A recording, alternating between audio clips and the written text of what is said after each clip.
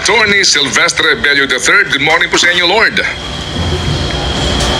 Good morning. Good morning po sa lahat ng nakikinig sa iyong programa. Good morning. Attorney, kumusta po? Inyo ho bang nakausap ang presidente o ang inyo pong ang mga abogado niya kagabi bago man lang makalipad papunta po nga sa dahig? Yun ang masaklap at eh. Biro mo, ikaw ang legal counsel ng isang tao, hindi mo man lang makausap. Dumating siya, hindi man lang kami pinatalubong, hindi namin nakausap. Sinabi ni General Martin sa akin bilang counsel ni former President Duterte, pagdala namin sa kanya sa Frame, doon sa poster, you will accompany him. You can escort it, sabi sa akin. So that was the last time that I saw General Pabil. At kahit anong pilit nang namin gawin, kami ni Senator Bongo, hindi kami pinalapit kay President Duterte, hindi namin po nakausap. Ang sinabi sa inyo, dadalhin sa Krame, pero ang nangyari nga, dinala sa Villamor. Yun na nga. Oo.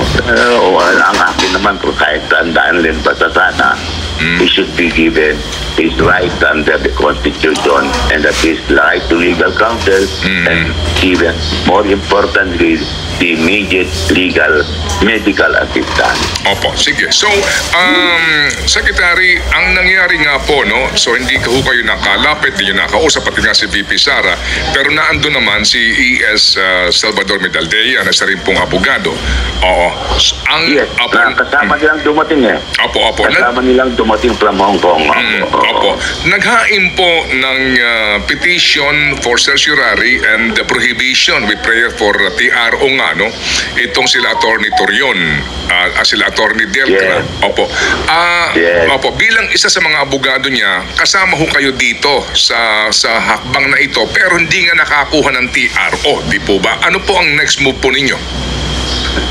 Well, the next move namin is just probably we'll have to meet this afternoon and discuss how we can provide legal assistance to the former president while he is in the Hague, kung doon man sa dadalhin. Dahil hanggang ngayon, hindi namin masiguro kung saan sa dadalhin dahil doon sa flight direction na dumaan sa Dubai. Sabi nila for refueling.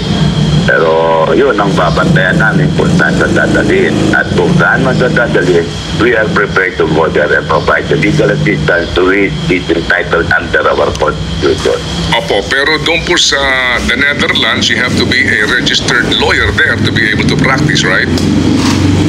Well, I support itong Dutch government siguro naintindihan naman nila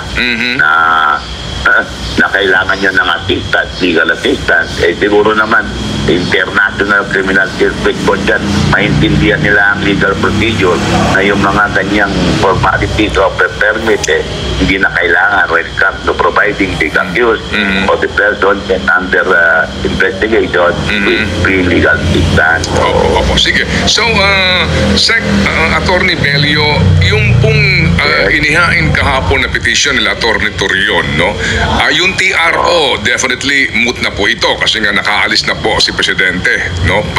Yung buhay pa ba yung bahagi ng petition na ito, yung pong sinasabi na dapat makialam Supreme Court dito po sa order na ito ng ICC to arrest him. Buhay pa ba ho ito sa tingin po ninyo legally, itong certiorari petition?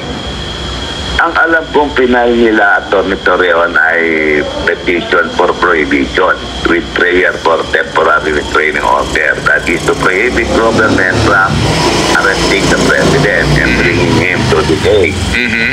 Dahil hindi sila nakukuha ng PRO, hindi na napigil yung paglipat nila kay former President Duterte. Useless na yun yung mula ng kasi yun ang dapat prevent him from being taken to the Hague. Opo, ang sabi po kasi ng Supreme Court spokesperson attorney, sabi po, additionally, petitioners urge the Supreme Court to declare that the Philippine government's withdrawal from the Rome Statute on March 17, 2019 effectively terminated the ICC's jurisdiction over the country and its nationals.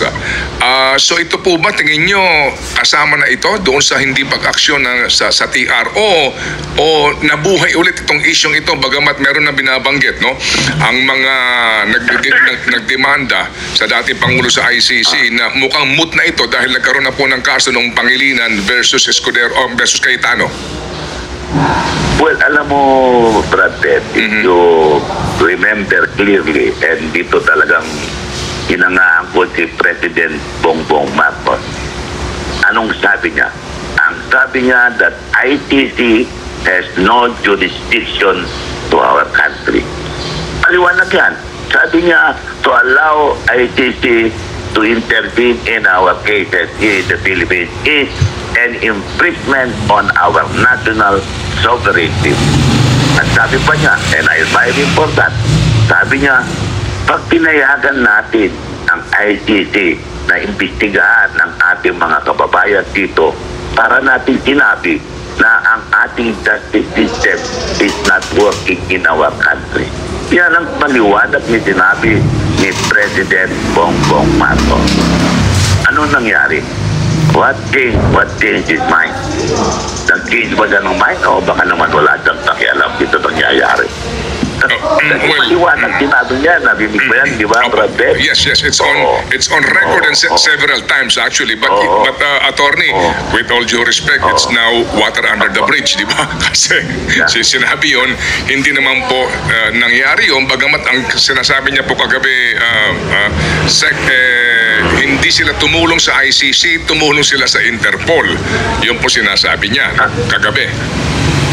Ang Interpol ang ginawa, implement yung order ng ICC. Di ba ganun din? So ganito po, meron ba ho kayong, kasi iba-iba po ang schools of thought dito, no, ng mga legal minds, no?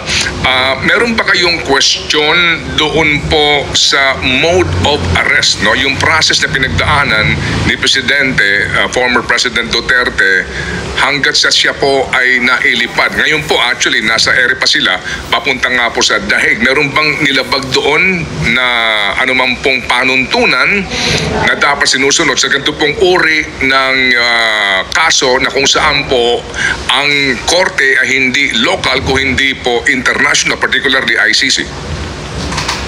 Well, Brad Ted, maliwanag na ang daming nalabag na karapatan ng ating dating Pangulo. Unang-una, under our Constitution, anybody, including the former President, is entitled to legal counsel and immediate medical assistance. Diba? Maliwanag yan sa ating Constitution. Bakit kami mga abogado niya hindi namin malapitan? Bakit hindi kami bigyan ng kopya ng warrant of arrest kung meron silang kopya ng warrant of arrest? Hindi ba yan entitlement natin yan? Nandun yung si Ambassador Lakadilaw, sabi sa akin, ito yung order, pinabasa. Hindi naman yun ang warrant of arrest. Bakit hindi pinakita sa amin? That is the right of the former president na ipakita sa amin yung warrant of arrest kung merong warrant of arrest. Pangalawa, nandun yung doktora ni former President Duterte, and we were asking them, the former president is scheduled for medical check-up. Andito yung kanyang doktor, pwede pa ninyong papasukin para makita agad ang ating Pangulo. Wala. They did not allow that to happen. Hindi ba violation yun? Just to please itong ICC, para tayong mga tuta na mga ICC, sunod-sunuran tayo sa kanila. So, Sec, Attorney, anong balak niyo po ngayong araw na ito? Kasi nga may sinasabi po yung kabilang panig na dadaan doon sa booking process, no, ng ICC, yung proseso si dati Pangulong Duterte, and definitely po kung walang question sa dinaanang proseso po ng pag-aresto po sa kanya, yung nga po, magsisimula po, hindi po naman ito trial proper kung hindi po preliminary trial po pa lang ito. So ano pong balak ninyo, Sec, Attorney? Alam mo, Brad Pitt, pinag-uusapan ng procedure. Alam mo, tanong kita, paano nagkaroon ng warrant pa rin? Iba sa ating bansa, tabo ka magkaroon ng warrant pa rin. Merong case filed against you in court. At bago magkaroon ng case filed in court, ano nangyari? Bibigyan ka ng kopya ng complaint, di ba? Tapos yung fiscal bibigyan, please answer. O, sasagutin mo yung complaint. After you answer the complaint, magkakaroon ng preliminary investigation. And then, after the investigation, kung merong prima facie case against you, a case is filed in court. Di po ba? And then when it is filed in court, it is the court that will issue the warrant pa rin. Ang tanong ko, Brad Ted, binigyan pa ng kanyang proseso si dating Pangulong Duterte. Binigyan pa siya ng kopya ng mga charges. And was he asked to answer these charges? And was a preliminary investigation by the ICC done? Wala. Pwede pinaglan lang merong warrant pa rin. So yun po ang inyong kikwestiyonin po na proseso. So Oo, ano po, paano po? So kailan po kayo, kayo ho ba mismo, Sec Bebot, at sino pa ho ang inyong makakasama, kailan kayo lilipat, papunta po sa the Netherlands? Magmi-meeting pa po kami, Brad Ted. Pupunta kami, magmi-meeting kami mamaya at we will discuss and plan out our mode of assisting our former president. Opo, sige po. And sa ngayon po, sir, ano po ang inyong ugnayan kung meron man kay VP Sara? Siya ba'y nakausap po ninyo? Meron ba kayong mga pagpaplano, sir? We are just waiting for our call from her. I think meron din siyang pinaplanong meeting and we are just waiting for a notice from her. Opo. May pahabol lang pong tanong si Chacha. I hope you don't mind, sir. Go ahead, Yes. Chacha. Attorney, No problem. yes po, good morning po. Mas maganda sa inyo na Yes, mismo. Chacha, good Magandang morning. umaga po, Sec Belio, Attorney. Ito nga po, maganda sa inyo na mismo manggaling ito. Kasi Tama na may... yung matorbi, huwag na yung set. Oh, sige po, Attorney. Nasanay kami dati na Attorney Sec. Yan. Sige po. Attorney, may mga nagsisirculate po ngayon online na sinubukan daw ng Pangulong Duterte na humingi ng asylum sa China. Gaano po ito katotoo? Kayo na po mismo ang sumagot dahil kayo ang legal counsel, isa sa mga legal counsel ng dating Pangulong Duterte. Sino mang gumawa nun talagang fake news yan, Chacha. Fake news yan. Kung gusto niyang umalis, nandun na nga siya sa Hong Kong. Di ba nasa China siya? Oo. O kung iwasan niya maresto siya, sana nagbandi na lang bumalik. Diba? In fact, when nung nandun siya, meron ng balita na arresto siya. Pero umuwi siya. Oo. So para lang malinaw, oo, para lang malinaw sa mga kapatid Oo, I natin, want walang to give, katotohanan sa balitang yan. Last na lang po sa akin, Wala. Attorney, kahapon po nung nangyayari itong pag-aresto sa Pangulo, nagkaroon po ba kayo ng ugnayan sa Pangulong Marcos o sa gobyerno? Nagkaroon po ba ng pag-uusap? May attempt ba? May attempt ba? Meron bang attempt na tumulay si Presidente Marcos Jr.? Yes po. Wala po kasi wala man akong means of communicating with the President. Wala akong privilege na may connection doon. Makausap sa although nung araw, palaging tumatawag sa akin. Ngayon, siyempre, Presidente na yan. Opo, sige. So, kami makikibalita po sa inyo, Sec Lord. Attorney Lord. Anytime, Brad. Opo. Lord to be able. Opo. Brad, Opo. ha? Opo. Salamat, Yes, Brad. Brad. Opo. Thank you po sa inyo pong panahon na binigay po sa aming programa. Good luck po sa inyo. Thank you. Si Attorney Silvestre Bello III, isa sa mga abogado ng dating Pangulong Rodrigo Duterte